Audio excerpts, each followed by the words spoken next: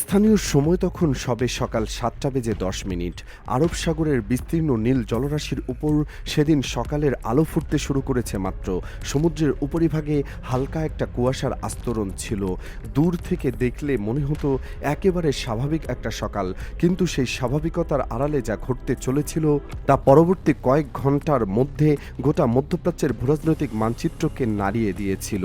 আন্তর্জাতিক গণমাধ্যমের একাধিক সূত্র এবং সামরিক বিশ্লেষকদের কাছ থেকে পাওয়া তথ্যের ভিত্তিতে এই প্রতিবেদন তৈরি করা হয়েছে। সূত্র জানাচ্ছে, আরব সাগরের একটি নির্দিষ্ট অঞ্চলে বেশ কিছুদিন ধরেই মার্কিন নৌবাহিনীর একটি বিশাল এয়ারক্রাফট ক্যারিয়ার স্ট্রাইক গ্রুপ টহল দিচ্ছিল। বাইরে থেকে দেখলে এটাকে রুটিন মহড়া বলে মনে হতে পারে, কিন্তু সেদিন সকালে যা ঘটল তা কোনো মহড়া ছিল না। এয়ারক্রাফট ক্যারিয়ারের সাথে যে কয়েকটি ছোট আকারের যুদ্ধজাহাজ স্কর্ট হিসেবে অবস্থান করছিল, তার মধ্যে একটি জাহাজের ডেক থেকে হুট করেই আগুনের গোলা বের হলো। কোনো পূর্ব সতর্কতা ছিল না। আশপাশের জাহাজগুলোতে থাকা অনেক নাবিকও প্রথমে ঠিক বুঝে উঠতে পারেননি কি হচ্ছে। তারপরে তারা চিনতে পারল এটা একটা টমাহক ক্রুজ মিসাইল। ভয়ঙ্কর গতিতে সেই মিসাইল দক্ষিণ দিকে ছুটে যেতে লাগলো। প্রত্যক্ষদর্শী সূত্র অনুসারে মিসাইলটি উৎক্ষেপণের মাত্র কয়েক সেকেন্ডের মধ্যেই তার বুস্টার অংশটি আলাদা হয়ে সমুদ্রে পড়ে গেল। ঠিক সেই মুহূর্তে মিসাইলের ভেতরে থাকা একটি শক্তিশালী টার্বোফ্যান ইঞ্জিন সক্রিয় হয়ে উঠল এবং মিসাইলটিকে এমনভাবে নিচে নামিয়ে আনলো যে সেটি সমুদ্রের থেকে মাত্র 50 ফুট উচ্চতায় উঠতে শুরু করলো। এতটা কম উচ্চতায় উড়ায় একটাই কারণ, যাতে শত্রুপক্ষের রাডার সহজে এটিকে ধরতে না পারে। কিন্তু গল্প সেখানেই শেষ হয়নি, বরং বলা যায় সেখান থেকেই শুরু হয়েছে। প্রথম মিসাইল ছোড়ার ঠিক 4 সেকেন্ড পর আরেকটি লঞ্চার থেকে দ্বিতীয় মিসাইল বের হলো, তারপর তৃতীয়টি, তারপর চতুর্থটি, একের পর এক মিসাইল বের হতে লাগলো। পুরো জাহাজটা যেন কেঁপে কেঁপে উঠছিল প্রতিটি উৎক্ষেপণে। মাত্র 90 সেকেন্ডের মধ্যে সেই একটি মাত্র জাহাজ থেকে 8টি টমাহক মিসাইল ইতিমধ্যে লক্ষ্যবস্তুর দিকে ছুটে গেল।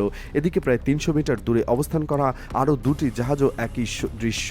সেখান থেকে পরপর মিসাইল বের হতে লাগলো। কিছুক্ষণের মধ্যে মোট 25টি টমাহক ক্রুজ মিসাইল আরব সাগরের ঢেউয়ের একেবারে গা ঘেঁষে দক্ষিণ দিকে উড়ে চলেছে।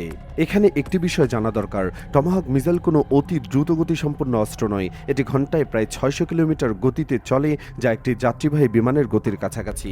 কিন্তু এর আসল শক্তি হলো এর কৌশলগত বুদ্ধিমত্তা।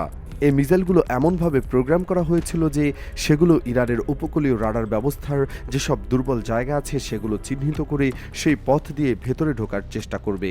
লক্ষ্যবস্তু ছিল ইরানের দক্ষিণ উপকূলে অবস্থিত একটি গুরুত্বপূর্ণ নৌঘাঁটি। সেখানে পৌঁছাতে মিসাইলগুলোর সময় লাগবে প্রায় 40 মিনিট। আর এই 40 মিনিটই ছিল পুরো অভিযানের সবচেয়ে ঝুঁকিপূর্ণ সময়, কারণ এতটা সময় ধরে খোলা সমুদ্রের উপর দিয়ে উড়ে যাওয়া মানে যে কোনো মুহূর্তে রাডারে ধরা পড়ে যাওয়ার সম্ভাবনা। একটি টমাহক মিসাইলের দাম বাংলাদেশি টাকায় প্রায় 30 কোটিরও বেশি।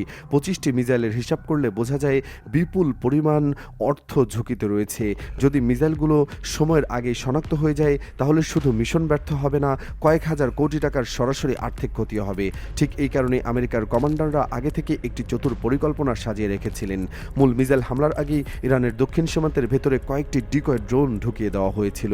এই ড্রোনগুলো ছিল লুকাস সিরিজের। এদের কাজ ছিল একটাই, ইরানের রাডার অপারেটরদের মনোযোগ অন্যদিকে সরিয়ে রাখা, এবং সেটাই ঘটল।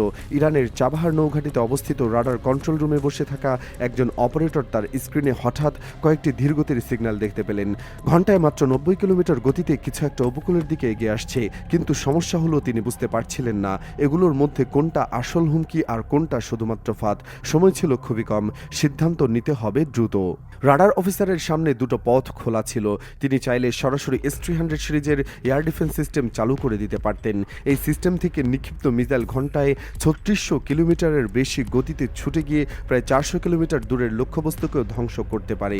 কিন্তু এখানেই ছিল একটা বড় ফাঁদ। S-300 একটিমাত্র মিসাইলের দাম কয়েক কোটি টাকা। কয়েকটা সামান্য ড্রোন মারতে গিয়ে এত দামি মিসাইল খরচ করা কোনো বুদ্ধিমানের কাজ হতো না, এবং আমেরিকানরা ঠিকই এটাই চেয়েছিল। তারা চেয়েছিল ইরান তার ব্যয়বহুল মিসাইল খরচ করুক অথবা সময় নষ্ট করুক, দুটোর যে কোনো একটা হলেই তাদের লাভ। ইরানের সেই রাডার অফিসার অবশ্য দ্বিতীয় পথটি বেছে নিলেন। তিনি 3টি শাহেদ ড্রোন পাঠানোর নির্দেশ দিলেন। এই ড্রোনগুলো ইরানের নিজস্ব তৈরি এবং এগুলো বানাতে খরচ তুলনামূলকভাবে অনেক কম। ঘন্টায় প্রায় 540 কিলোমিটার গতিতে উড়তে সক্ষম এই ড্রোনগুলো সবচেয়ে চমকপ্রদ ক্ষমতা হলো এগুলো উড়তে উড়তেই শত্রুর গতিপথ শনাক্ত করতে পারে। লক্ষ্য বস্তু যদি তার অবস্থান বদলায়, তবুও শাহেদ ড্রোন সেটিকে তাড়া করে খুঁজে বের করে মাত্র কয়েক মিনিটের ব্যবধানে রাডারের স্ক্রিন থেকে সেই সন্দেহজনক সিগন্যালগুলো এক একটি করে মিলিয়ে মিলিয়ে গেল। লুকাস ড্রোনগুলো ধ্বংস হয়ে গেল। এদিকে সমুদ্রে থাকা আমেরিকান জাহাজগুলোতে যারা এই পুরো বিষয়টি মনিটর করছিল তারা কিছুটা চমকে গেলেন। এত দ্রুত ডিকয় ড্রোনগুলো শনাক্ত এবং ধ্বংস হয়ে যাবে এটা তারা একেবারে আশা করেননি। তবে তখনও তাদের মূল অস্ত্র অর্থাৎ 25টি টমাহক মিসাইল লক্ষ্যবস্তুর দিকে এগিয়ে যাচ্ছে। লক্ষ্যে পৌঁছাতে তখন আর বেশি সময় বাকি নেই। কিন্তু ভাগ্য সেদিন পুরোপুরি কারো পক্ষেই ছিল না। ইরানের রাডার কন্ট্রোল রুমে হঠাৎ একটা অস্বাভাবিক পরিবর্তন দেখা দিল। ড্রোনগুলো সামলানোর পর রাডার টিম যখন স্বাভাবিক নজরদারিতে ফিরে এসেছে ঠিক তখনই একজন অফিসার তার স্ক্রিনে একটি বড় সিগন্যাল দেখতে পেলেন। কিছু একটা তীব্র গতিতে তাদের দিকে ধেয়ে আসছে। সিগন্যালটা দেখে মনে হচ্ছিল যে এটা যেন বড় আকারের বিমান। কিন্তু অদ্ভুত ব্যাপার হলো যুদ্ধ বিমান এবং বড় বিমান শনাক্ত করার জন্য যে মূল রাডার ব্যবহার করা হয় সেই রাডারের কিছুই দেখা যাচ্ছিল না। এটা স্পষ্টতই বোঝা যাচ্ছিল যা আসছে সেটা রাডার ফাঁকি দেওয়ার প্রযুক্তি ব্যবহার করেছে। সেই অফিসারের হাতে মাত্র কয়েক মুহূর্ত সময়। তিনি কোনো রকম দ্বিধা না করে অত্যাধুনিক জ্যালসন রাডার সিস্টেম চালু করলেন। এই রাডার সাধারণ রাডারের চেয়ে অনেক বেশি সংবেদনশীল এবং স্টেলথ প্রযুক্তিযুক্ত লক্ষ্যবস্তু শনাক্ত করতে সক্ষম। জ্যালসন রাডার চালু হওয়ার সাথে সাথেই পুরো স্ক্রিন জুড়ে ভয়ঙ্কর একটি চিত্র ফুটে উঠল। একটি দুটি নয় বরং একাধিক ক্রুজ মিসাইল অবিশ্বাস্য গতিতে তাদের নৌঘাটির দিকে ধেয়ে আসছে। রাডার অপারেটরের চোখ বড় হয়ে গেল। তিনি বুঝে গেলেন ড্রোনগুলো ছিল নিছকই মনোযোগ ভেদ করার কৌশল। আসল আক্রমণ আসছে সমুদ্রের একেবারে কাছ ঘেঁষে উড়ে আসা টমাহক মিসাইলগুলোর মাধ্যমে। একটি মুহূর্ত নষ্ট করার সুযোগ নেই। সেই অফিসাররা তৎক্ষণাৎ এয়ার ডিফেন্স সিস্টেমকে সর্বোচ্চ সক্রিয় করার নির্দেশ দিলেন। নৌঘাটির চারপাশে স্থাপিত প্রতিরক্ষা ব্যবস্থা থেকে একসাথে 90টির বেশি ইন্টারসেপ্টর মিসাইল আকাশে ছুটে গেল। এই মিসাইলগুলো 2 থেকে 300 কিলোমিটার দূরের লক্ষ্যবস্তুতে নির্ভুলভাবে আঘাত হানতে পারে। আকাশে তখন এক অবিশ্বাস্য দৃশ্যের সৃষ্টি হলো। ইন্টারসেপ্টর মিসাইলগুলো একের পর এক টমাহক মিসাইলকে আঘাত করে ধ্বংস করতে লাগলো। আকাশে বিস্ফোরণের পর বিস্ফোরণ ঘটছে, কিন্তু কিছুটা দেরি হয়ে গিয়েছিল। 25টি মিসাইলের মধ্যে 24টিকে সফলভাবে ধ্বংস করা গেল। একটি মিসাইল সমস্ত প্রতিরক্ষা ভেদ করে সরাসরি নৌঘাটির দিকে আঘাত হানল। বিস্ফোরণের শব্দে কয়েক কিলোমিটার দূর থেকেও শোনা গেছে বলে স্থানীয় সূত্রে জানা গেছে। এই একটি আঘাতেই পুরো পরিস্থিতি বদলে দিল। নৌঘাটিতে তৎক্ষণাৎ সর্বোচ্চ জরুরি অবস্থা ঘোষণা করা হলো। বিষয়টি আর শুধু রাডার কন্ট্রোল রুমে সীমাবদ্ধ রইল না, পুরো এয়ারবেস জুড়ে সব ইউনিটকে সতর্ক অবস্থায় রাখা হলো। রাডার কন্ট্রোল রুমে থাকা একটি বিশেষ বিশ্লেষণ দল দ্রুত কাজ শেষ করলো। তারা মিসাইলগুলোর উড্ডয়ন পথ বিশ্লেষণ করে মাত্র কয়েক মিনিটের মধ্যে নির্ধারণ করে ফেললো ঠিক কোন অবস্থান থেকে এই টমাহক মিসাইলগুলো ছোড়া হয়েছে। আরব সাগরের যে নির্দিষ্ট স্থানে আমেরিকান যুদ্ধজাহাজগুলো অবস্থান করছে সেটি চিহ্নিত হলো। এরপর যা ঘটলো তা হয়তো আমেরিকার কমান্ডাররা কল্পনাও করতে পারেননি। ইরানের পক্ষ থেকে সেই চিহ্নিত অবস্থানের দিকে একটি খাইবার ব্যালিস্টিক মিসাইল উৎক্ষেপণ করা হলো। এই মিসাইলটি দেখতে বিশালাকার একটি রকেটের মতো এবং এটি ইরানের সামরিক সক্ষমতার অন্যতম গর্বের প্রতীক। ঘন্টায় প্রায় 12,000 কিলোমিটার গতিতে ছুটে চলা এই মিসাইলকে সাধারণ কোনো এয়ার ডিফেন্স সিস্টেম দিয়ে থামানো কার্যত অসম্ভব। এটি টানা 2000 কিলোমিটারেরও বেশি দূরত্ব পাড়ি দিয়ে নির্ভুলভাবে তার লক্ষ্যবস্তুতে আঘাত আনতে সক্ষম। আর ঠিক সেটাই ঘটল। মাত্র কয়েক মিনিটের ব্যবধানে আরব সাগরে অবস্থান করা সেই ছোট যুদ্ধজাহাজটি খাইবার মিসাইলের সরাসরি আঘাতে ভয়াবহভাবে ক্ষতিগ্রস্ত হলো এবং দ্রুত পানির নিচে তলিয়ে যেতে শুরু করলো।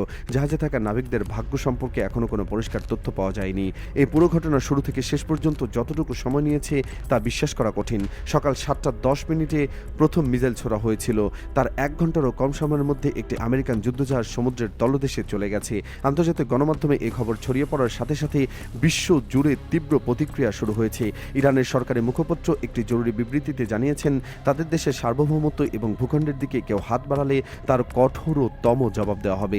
এটি কোনো হুমকি নয়, বরং এটি ইরানের জাতীয় নীতি। অন্যদিকে আন্তর্জাতিক সম্পর্ক বিশ্লেষকরা এই ঘটনাকে অত্যন্ত উদ্বেগজনক বলে মন্তব্য করেছেন। তারা সতর্ক করে বলেছেন মধ্যপ্রাচ্যে এই ধরনের সামরিক সংঘাত যদি দ্রুত শান্তিপূর্ণ উপায়ে সমাধান করা না হয় তাহলে এটি একটি পূর্ণমাত্রার আঞ্চলিক যুদ্ধে রূপ নেওয়ার আশঙ্কা রয়েছে। জ্বালানি তেলের বাজারে ইতিমধ্যে অস্থিরতা দেখা দিয়েছে এবং বিশ্বের প্রধান শেয়ার বাজারগুলোর দরপতন শুরু হয়েছে। আগামী কয়েক ঘন্টা এই দিনগুলোর সংকটের ভবিষ্যৎ গতিপথ নির্ধারণে অত্যন্ত গুরুত্বপূর্ণ হবে বলে বিশ্লেষকরা মনে করছেন।